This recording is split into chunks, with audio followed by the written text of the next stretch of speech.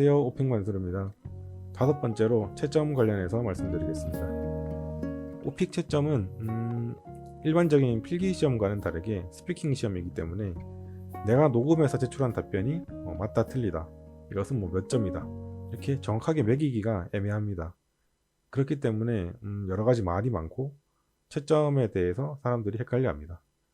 오늘은 공식 홈페이지에서 말하고 있는 채점 방식, 그리고 어떤 항목들이 기본적으로 채점이 되는지, 그리고 루머는 또 어떤 것들이 있는지 차례대로 한번 살펴보겠습니다. 첫 번째로 채점 방식입니다. 오픽은 절대평가 방식으로 측정됩니다. 그리고 응시자의 녹음 내용이 공인평가자에게 전달이 되고, 이 전달된 답변은 채점자가 2012년도에 제정되어 있는 이 채점 가이드에 따라서 절대평가로 채점을 하게 됩니다. 그러면 이제 노비스 로우 NL부터 AL까지 등급을 부여받게 됩니다. 이 내용은 오픽 홈페이지에 나와 있는 거고요. 그리고 아래에 보시면 액트풀은 일단 40년 전통의 국제공인기관이라고 합니다. 그리고 공인평가자 관리 시스템이 있어서 지속적으로 4년마다 이 평가자들 또한 자격을 갱신해야 됩니다. 그래야지 이제 어떠한 답변을 들었을 때 일괄적으로 등급을 매길 수가 있겠죠. 그렇기 때문에 공정성과 신뢰성이 유지되고 있다고 할 수 있겠습니다. 근데 많은 분들이 이게 상대평가가 아니냐라고 하시는데, 일단 오픽은 절대평가라고 나와 있고요. 그렇기 때문에 한번 생각해 보시면 상대평가로 한다면 이 시험 자체가 공정성과 신뢰성이 없어질 것입니다. 그리고 채점자는 모든 문항에 대한 녹음을 다 들어보고 채점 기준에 따라서 절대평가를 하게 됩니다. 전체 답변을 총체적으로 평가하게 됩니다. 여기 밑에 적혀 있는 것처럼 실수를 하나하나 체크해서 어떤 부분에선 감점을 하고 또 어떤 부분에서는 득점을 해서 점수로 매기는 방식의 평가제가 아닙니다. 모든 답변을 전체적으로 들어보고 이 사람의 영어 말하기 실력이 어느 정도인지를 총체적으로 평가하게 됩니다. 두 번째로 기본 채점 항목입니다. 이 내용 역시 오픽 홈페이지에 나와 있습니다. 홈페이지 아래 링크로 들어가시면 누구나 다 보실 수 있고요. 이제 오픽이 실제 말하기 능력을 평가하기 위한 시험인데, 이 네 가지 항목을 주로 평가를 한다고 합니다. 정확한 절대평가의 기준 자료는 우리가 알 수가 없지만, 일단 이 네 가지, 크게 이 네 가지를 이용해서 이제 평가가 된다는 것은 알 수가 있습니다. 그런데 이제 하나씩 보시면, 첫 번째로 글로벌 태스크와 펑션이 있죠. 언어로 어떤 과제를 수행할 수 있는지 판단한다 라고 되어 있습니다.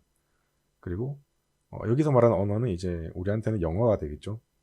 두 번째로 컨텍스트와 컨텐트, 단어 그대로 보시면 이제 화자, 말하는 사람이 과제를 수행하기 위해 사용하는 사회적인 문맥과 이제 내용의 범위를 본다. 한마디로 이제 내용을 본다는 것 같고요. 이제 세 번째는 어큐러시와 컴프리헨시빌리티가 있는데, 답변의 보편적 이해도, 정확성, 그리고 수용성을 의미한다 되어 있습니다. 그리고 텍스트 타입, 화자의 발화량 및 구조를 의미한다. 근데 이 네 가지를 봤을 때 이제 쉽게 이해하시는 분도 계실 수 있지만 대부분이 이해하기가 조금 어렵습니다. 시험 경험이 없으신 분들은 특히 이제 무슨 말인가 하실 거예요. 그래서 이것을 이제 조금 쉽게 풀어서 설명을 드리려고 하는데, 이 내용은 강사님들이나 선생님들마다 설명해 주시는 방식이 조금씩 다릅니다. 그렇기 때문에 만나게 되시는 선생님들마다 설명을 이렇게 하시는구나 하고 그 선생님의 설명을 따라서 그냥 이해를 하시면 되겠습니다. 네, 그러면 오픽만수르 채점 기준 설명 방식입니다. 저는 앞에 그 네 가지를 이렇게 설명하고 있습니다. 상황 대처 능력, 즉 각 문제 유형에 맞는 답변 능력이 괜찮은가, 그리고 영어의 유창함과 자신감이 괜찮은가를 본다. 상황 대처 능력이니까 아까 앞에서 나왔던 이제 과제를 수행할 때라는 것 자체가 이제 문제를 푼다라는 의미가 될 거고, 그 문제를 푸는 게 주어진 상황에 대답을 하는 거니까 이제 상황 대처 능력이다 라고 말을 하고 있습니다. 그리고 두 번째로는 영어 스타일, 억양, 발음, 표현 방식, 영어다운 느낌, 이러한 이제 말하기 요소 자체, 이런 것들을 영어 스타일이라고 하고 있습니다. 세 번째로는 문법, 아무래도 이제 영어 시험이니까 문법도 보겠죠. 그래서 시제, 수일치 같은 각종 문법을 본다라고 설명하고 있습니다. 여기서 말하는 문법은 내가 시험장에서 했는 말들, 내가 말하고자 하는 내용에 대한 문법만 해당이 됩니다. 모든 영어 문법을 다 본다는 건 아니고 당연히 채점자는 내가 녹음한 답변에 대해서만 평가를 하겠죠. 그러니까 내가 말했는 내용 안에서의 문법을 체크하게 됩니다. 그리고 네 번째 마지막으로 답변 구조. 제가 답변 구조를 설명할 때는 항상 서론, 본론, 결론의 구조가 있어야 된다. 이 구조가 명확하게 보여야 하고 이제 답변 내용이 각 등급을 받기에 충분해야 한다 라고 설명드리고 있습니다. 이 네 가지 항목 구분을 통해서 등급별 공부 전략과 이제 셀프 채점표, 답변 점검표 같은 것들을 만들어서 이제 저와 같이 공부하시는 분들은 이제 설명을 듣고 있으신 거죠. 네, 여기서 한 가지 말씀드릴 게 있는데 각종 루머에 현혹되지 마세요. 오픽 채점에 관련해서 루머가 정말 많습니다. 보시면 뭐 간단하게 보면 오픽 채점은 랜덤이다. 뭐 오픽 채점의 비밀을 아니? 아니면 뭐 채점자를 잘 속여야지 등급이 나온다. 또 뭐 대답이 2분 넘으면 등급이 안 나오게 된다. 이 시험장에 가면 등급이 안 나온다. 뭐저 시험장에 가야 등급이 잘 나온다. 뭐 이러한 것들, 이런 내용들 아마 보신 분들도 있고 못 보신 분들도 있겠지만 조금만 찾아보시면 이것보다 더 많은 각종 루머들이 엄청나게 많습니다. 이런 것들에 현혹되지 않으셨으면 하고요. 앞에서 설명드린 기본 내용들만 알고 계시면 충분합니다. 그리고 우리가 이런 채점 비밀이나 뭔가를 안다고 해서 등급이 올라가지는 않습니다. 공부를 해야 올라가겠죠. 그래서 세 가지 오픽 루머에 대해서 이제 가져와 봤는데요. 이 세 가지는 제가 수업을 들었던 선생님들께서 해주셨던 말씀입니다. 그 선생님들이 무슨 루머를 퍼뜨리냐라고 할 수 있겠지만 알아보니까 정확한 정보가 아니더라고요. 근데 수업에서는 제가 이런 설명을 들었었습니다. 그래서 모든 선생님들이 정확한 정보를 전달하는 건 아니구나 라고 느꼈었고, 그래서 제가 독학을 하면서 이제 주관사에 오픽 주관사에 이제 문의를 하면서 이게 맞냐 안 맞냐를 따져본 다음에 확인했던 내용들을 이제 공유드리겠습니다. 일단 팩트 세 가지를 이제 말씀드리면 절대평가, 그리고 모든 답변을 듣고 총체적으로 평가를 한다, 그리고 명확한 평가 기준이 있다. 이 세 가지는 이제 홈페이지에서도 말하고 있는 그냥 누구도 이게 거짓이라고 할 수 없는 팩트죠. 그리고 첫 번째 루머는 이렇습니다. 내가 시험 쳤을 때 잘하는 사람이 많으면 내 등급이 내려간다.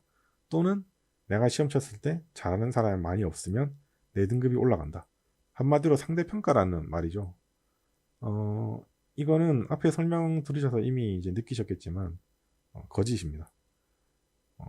만약에 이게 진실이라면 이 오픽이라는 것에 공신력이 없겠죠, 당연히.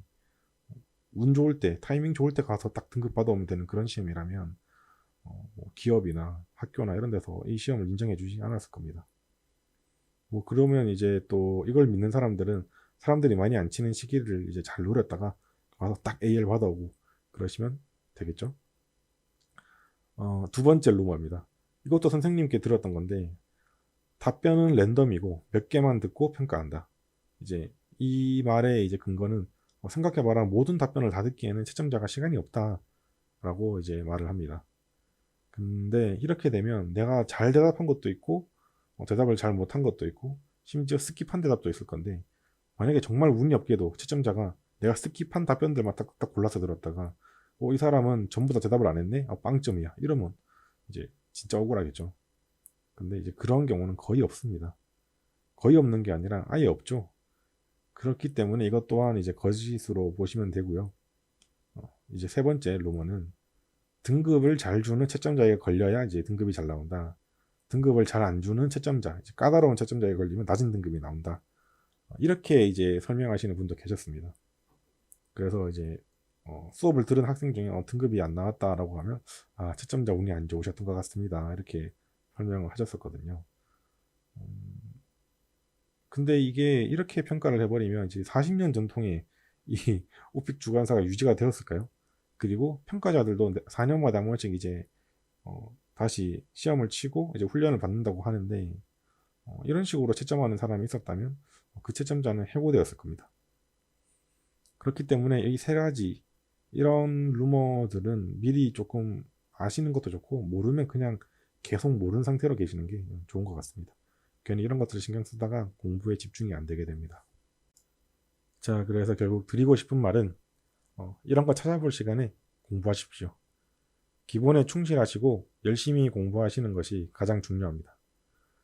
앞에서 제일 첫 번째에서 말씀드렸던 기본적인 채점 내용들, 채점 방식, 그리고 채점 항목들, 이 정도만 이제 아신 다음에 이제 공부를 어떻게 할까를 고민하고 공부에 집중하시는 것이 현명하다고 생각합니다.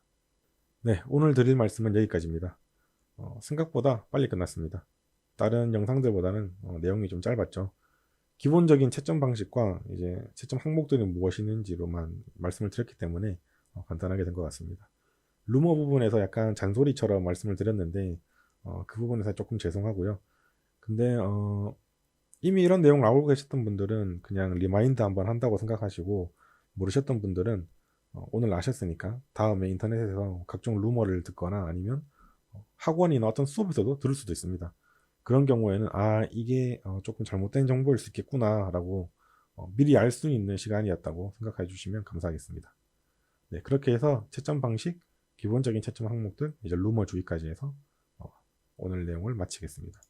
또 질문이나 요청사항 있으시면 댓글 또는 카톡으로 연락 주시면 답변을 하나씩 다 드리도록 하겠습니다. 오늘도 영상 시청해 주셔서 감사합니다.